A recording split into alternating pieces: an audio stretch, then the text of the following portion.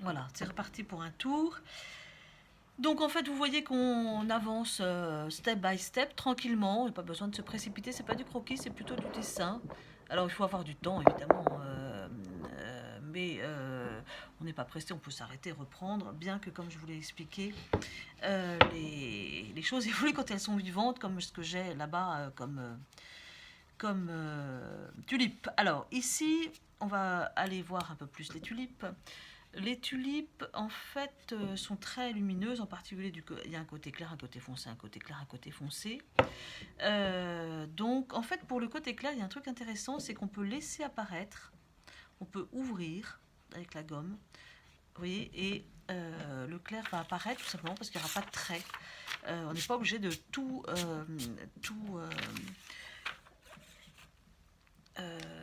cerner, en fait. Parfois, le cerne donne un côté un petit peu lourd.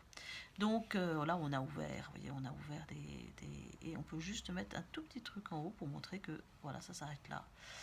Ici, on va foncer le côté foncé et on va aussi fibrer la tulipe. Peut-être que certains d'entre vous ont travaillé sur les bouquets anciens. Les tulipes, c'est assez amusant à faire parce que en fait, c'est assez simple, avec un côté clair, un côté foncé, et on sent parfois la fibre qui apparaît. Vous voyez, là, on va fibrer un peu. Alors, c'est pas très souple, on va hop, assouplir. Je vais refaire un trait un petit peu plus épais. On va lui donner un peu de ventre à ce pétale-là. Voilà. Ici, pareil. Hop. Et est-ce qu'on voit l'intérieur? Non. Alors, ici, on va voir l'intérieur. Mais il y a des pétales qui sont très clairs, en fait, parce qu'ils prennent la transparence. Donc, en fait, il y a plusieurs gammes de valeurs. J'ai déjà repéré les pistils pour montrer qu'on est à l'intérieur, et on peut foncer un peu plus à l'intérieur si on veut. Hein, plus je fonce, plus ça creuse. Donc à chaque fois, je monte d'un cran. Alors celle-ci, on va tout simplement au départ l'esquisser légèrement. Hop.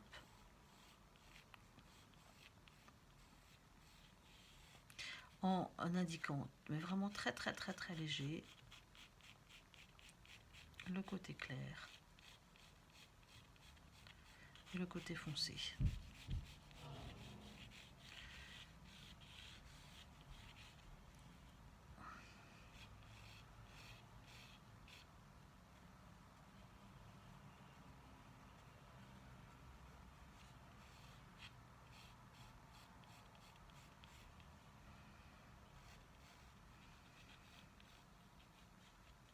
Alors je m'aperçois que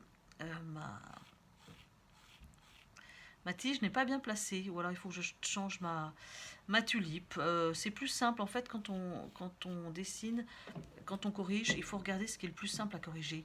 Parfois il suffit de changer un truc à côté, vous voyez, si mon nez ne va pas, plutôt que de changer mon nez qui est très bien, je change le reste du visage. Pourquoi pas? Il faut voir stratégiquement ce qui peut être le plus facile à corriger. Là, j'ai plus avantage à corriger ma tige. Et on va la foncer aussi du côté de l'ombre. Ici, alors c'est cette partie-là qui va être plus foncée, parce qu'elle a vraiment le nez dans la lumière.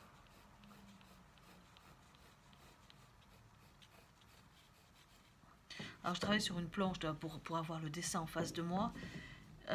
Donc ça peut être intéressant aussi de tourner la planche, parce que vous voyez, là je suis moins à ma main, alors que là je suis plus à ma main, pour une fois que j'ai vu comment ça se goupillait, je suis plus à ma main pour fibrer dans ce sens-là, vers moi en fait, plutôt que d'aller sur le côté où je suis droitière, donc ça va pas, c'est un peu compliqué. Hop, voilà. Ensuite, celle-ci qui s'ouvre à vue d'œil, hop, on va la garder comme elle était ce matin. Hop. Faire tourner les pétales. Je sais que la lumière vient sur le côté, donc pour moi c'est pas compliqué. Une fois que j'ai repéré, il y a une logique et c'est toujours un peu la même chose en fait. En fait, c'est pas mal de penser un peu au départ au cahier des charges. Vous voyez, là, j'ai pris le parti pris de rester en dessin, de pas, ça sert à rien de mettre de l'aquarelle sur un dessin en valeur, ça apportera pas grand-chose, ça va plutôt alourdir. On va faire une aquarelle un peu différente, mais j'ai pris le parti pris de dessin donc assez vite. Il faut définir son cahier des charges. Où est-ce que je fais un dessin très très très contrasté ou un dessin assez blond. Là, vous voyez, je suis restée dans quelque chose d'assez léger, d'assez aérien, d'assez blond, pour donner justement ce côté assez léger des tulipes. Je pourrais foncer beaucoup plus, ou partir en appuyant plus, ou travailler au fusain. Mais la mine de plomb est intéressante parce que je peux toujours décider de monter, de contraster plus. Hein. Mais vous voyez, par exemple, ici, j'ai pas forcément besoin de contraster, puisque j'ai fait un équilibre entre l'ombre. J'ai décidé de mettre l'ombre plutôt ici. Une ombre, et puis laisser quelque chose d'assez léger. Cette tulipe-là, je ne suis pas obligée de trop la faire non plus. Vous voyez, elle peut rester, elle peut juste être évoquée. Le fait de ne pas tout dire, c'est peut-être pas plus mal, et de dire ce qui vous intéresse ou ce qui peut être utile dans notre lecture de. Alors là, j'ai pas très bien regardé. Je ne sais pas qu'est-ce qui passe devant, qu'est-ce qui passe derrière. Non, c'est cette grande tulipe, ce grand pétale là qui passe devant. Hop. Et après, j'ai d'autres pétales. Un qui est sur le côté comme ça. Hop. Voilà, vous voyez, je relis un peu. Là, c'est un pétale en dessous. Ils sont un peu en quinconce. Hop. Celle-là résiste, il y a toujours une qui résiste. Et du coup, le fait de pouvoir l'analyser, alors là, toutes les tulipes, la nuit, tous les chassons gris, toutes les tulipes sont un peu égales. Eh bien, pourquoi pas prendre celle-là, celle-là et celle-là pour pouvoir justement donner, qu'elles ne soient pas toutes pareilles, qu'il y en ait qui soient des signifiantes. Donc j'appuie un petit peu plus. Et je les précise. Comme celle-là, je l'ai pas mal précisé. Et je vais continuer, comme je l'ai bidouillée, qu'elle est un peu moins alerte que les autres. Hop, je vais essayer de la soigner un petit peu plus.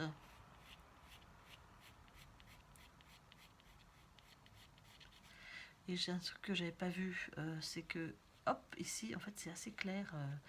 Il y a de la valeur, bien sûr, mais en fait, le raboutage de la tige et du pétale laisse apparaître une espèce de petit no man's land un peu clair.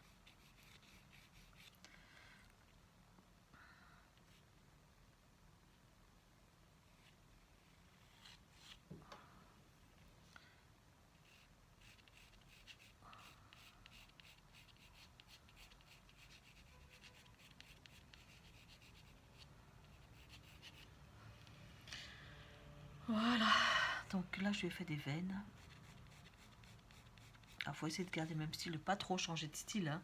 Bon, chacun a son écriture, mais parfois on fait des essais. Alors il y a une tulipe qui va être d'un certain...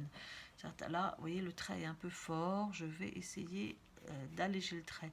Pour alléger le trait, ou je gomme, ou bien tout simplement je fonce à côté pour que le trait soit pas tout seul de son espèce en valeur, qu'il y ait d'autres valeurs tout autour. Voilà, c'est assez foncé. Voilà. Est-ce que c'est fermé là? Oui, c'est fermé. Parce qu'il y a une différence de valeur. Voilà. Bon, on peut continuer comme ça éternel, enfin à préciser.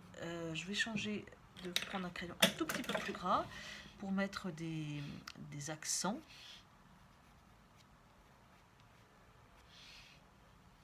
Éventuellement, plutôt du côté foncé. Là, je suis partie du côté clair, mais plutôt du côté foncé pour garder le clair de l'autre côté.